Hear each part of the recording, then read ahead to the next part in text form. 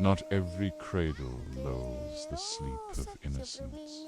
Sometimes what lies within did not originate from this world.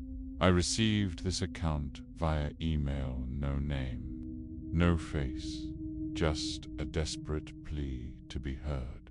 A mother, a content creator, and a doll, a baby that never took a breath, yet according to her, began to exist.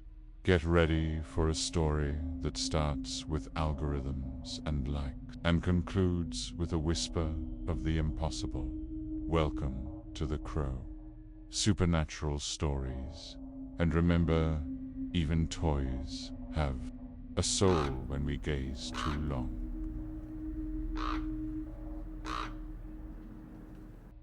A woman shared the following. Hello, Raven. I apologize, but I can't reveal my identity. What I'm about to share needs to serve as a warning about something that's happening. I've never been one to believe in supernatural phenomena. In fact, if you'd told me a year ago that I would completely abandon my online life because of a doll, I would have laughed in your face. It's not unusual to come across sensational horror stories online, but I always thought these tales were merely fiction, made up to entertain and frighten. However, today I'm here to recount just that.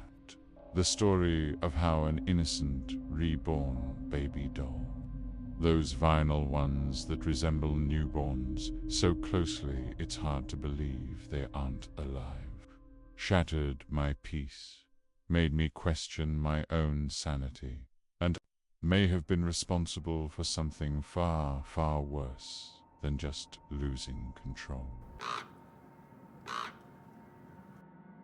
It all began simply, like a blink in the midst of the daily grind of being a mom and content creator.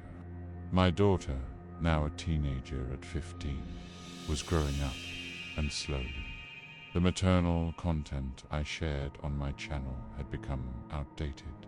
I found myself asking, what should I do? Views were plummeting with each video, and the feeling of inadequacy began to overwhelm me. It was on one of those nights when boredom took over that I decided to scroll through YouTube in search of inspiration. And so, in a mesmerizing loop, I stumbled upon a rising trend of videos featuring motherhood with reborn babies.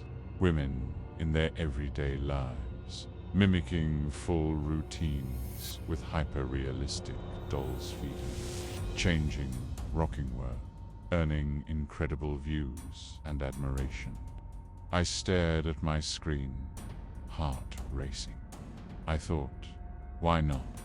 After a long day of feeling sidelined by algorithms and audiences, I needed something new, something to shake my channel out of its stagnation. The idea of reigniting my artistic skills and sharing that journey with an audience felt simple yet enticing. With a few clicks, the seed of transformation was planted. I found an alternative seller in a private Facebook group. His name was intriguing. Southern Artisan. He offered dolls so detailed they made newborns look like mere caricatures of themselves. Strand by strand implanted hair, and lifelike veins beneath translucent skin. Each doll's gaze seemed meticulous yet haunting. The line between beauty and grotesqueness was razor thin, drawing me in while simultaneously repelling me. But one particular model caught my attention in a strangely captivating way.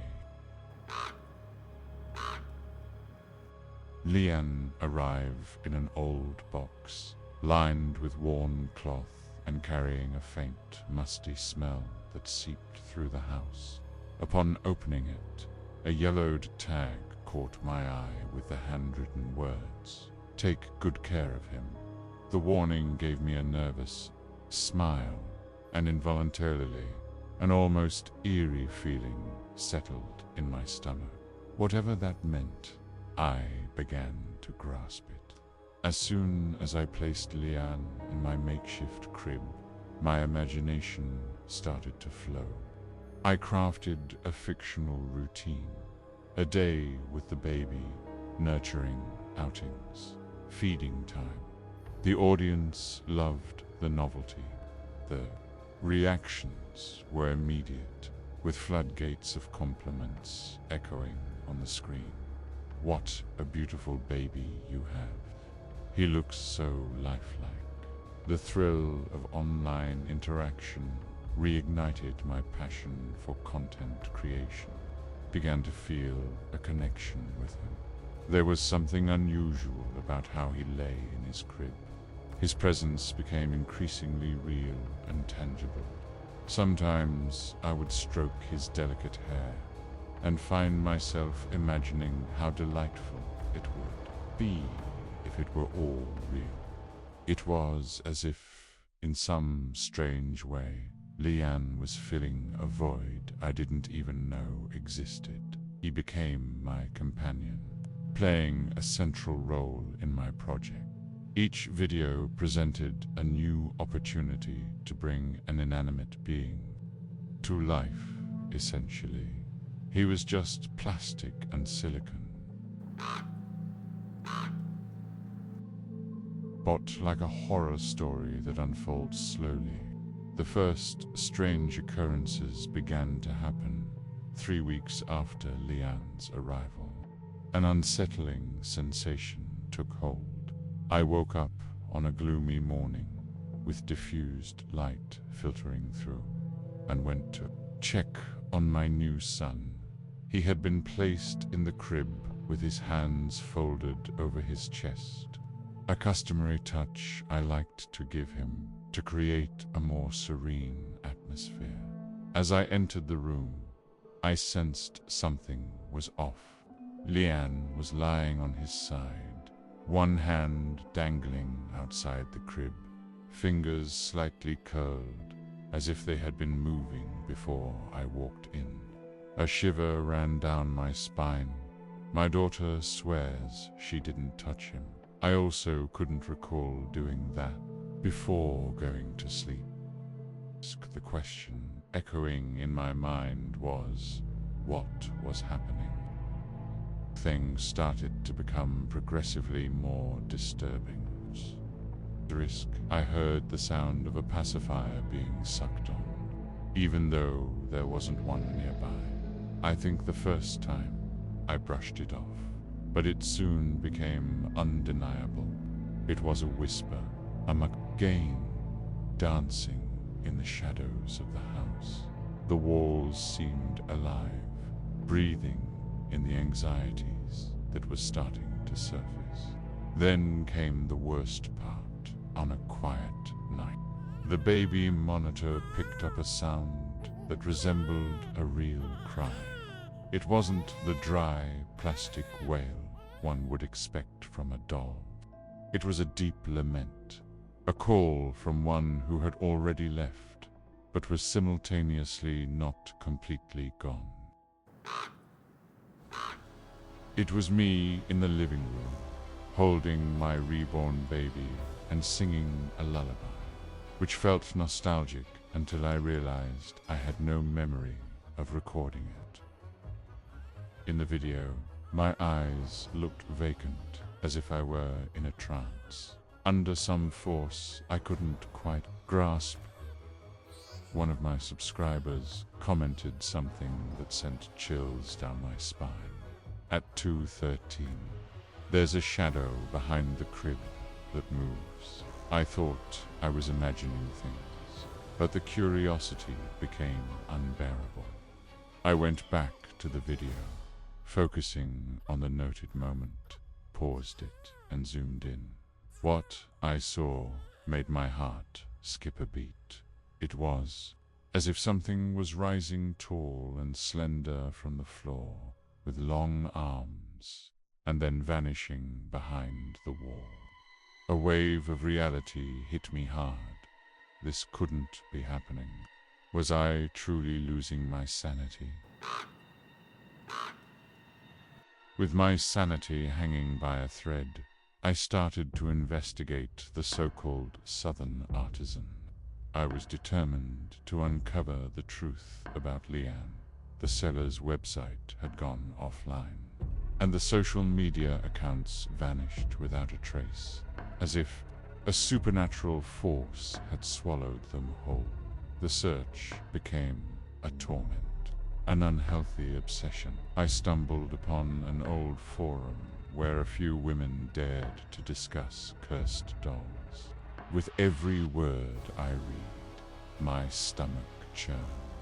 One woman wrote, "The Leanne mold was based on a real baby. He died during childbirth, and the mother went insane." Donating a photo for the artisan to immortalize him, another woman commented, "They have soul. You think it's just silicone until they wake up." The posts dated back to 2016, but most of the profiles were inactive or deleted, much like the fateful memories that, echoing something greater, faded into the past. As I delved deeper into the web, I realized I was sinking into a sea of stories that slowly drained my reason. How true were those words? How could a mere doll be alive? Was I being foolish? Or was there a hidden truth lurking in the shadow? What had I invited into my life? That night, I gave in to the temptation of a final attempt and decided to burn the doll. My heart raced, swollen with fear. As I carried it to the backyard, I lit the grill, watching the flames flicker and dance. While it seemed like the vinyl wouldn't succumb to the heat, to my disbelief, the doll did not melt. Instead, its surface blackened, strange bubbles forming as if it were alive. Then I heard a whisper, "Mummy." Child's voice echoed like a haunting remnant from a world I didn't belong to, piercing through my being. A wave of terror washed over me, amplifying the feeling that something was revealing itself, not just a doll with my heart in my throat. I abandoned everything and ran. But the next morning, there it was again, in the crib, untouched, appearing more alive than ever. The line between reality and the surreal was becoming increasingly blurred, and I felt my consciousness slipping away like sand through my fingers. What had I done to deserve this? The struggle to accept the inexplicable only grew more challenging. From that moment on, I felt overpowered, yes, that's the word. Dominated by the need to tend to a doll that seemed lifeless, yet wasn't. It was a dark entity in control. I took it to the park, pushed it in a stroller, and at times even brought it to the mall. I even ended up taking it to children's parties. Some people found it amusing. Others thought it was odd. As for me, I felt like a prisoner in all of it. My life was no longer normal. The viewers of my channel didn't realize it, but they were also being influenced by that sinister presence. My daughter no longer wanted to live with me and chose to stay with her father. I found myself increasingly entangled, and my reborn baby was taking charge of my life. In a moment of desperation, I decided to see a psychiatrist. He told me it was just stress and that it would eventually pass.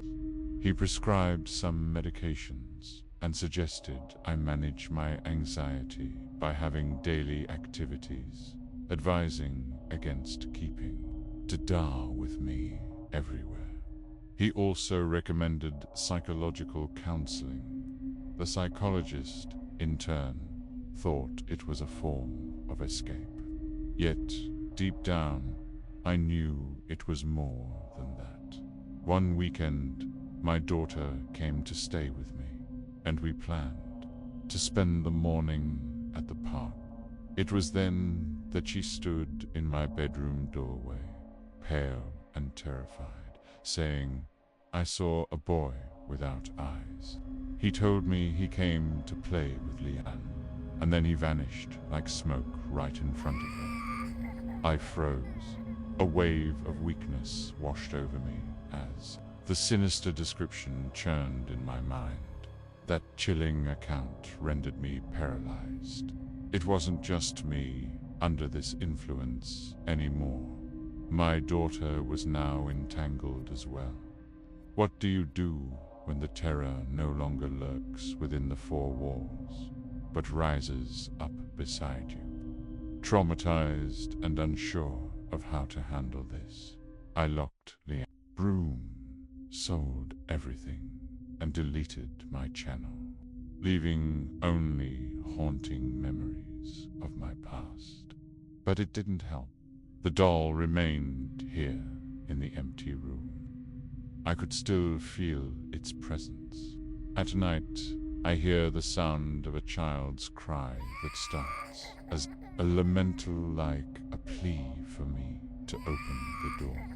With each cry, it sounds less like an ultra-realistic doll and more like an entity refusing to detach from me. At night, even tonight, she hears the crying dot, more human, closer, deeper within. If you ever hear a cry where no child exists, close your eyes, pray. If you enjoyed this dark tale, subscribe, share it with someone brave enough to hear what should stay in the shadows. Until the next story.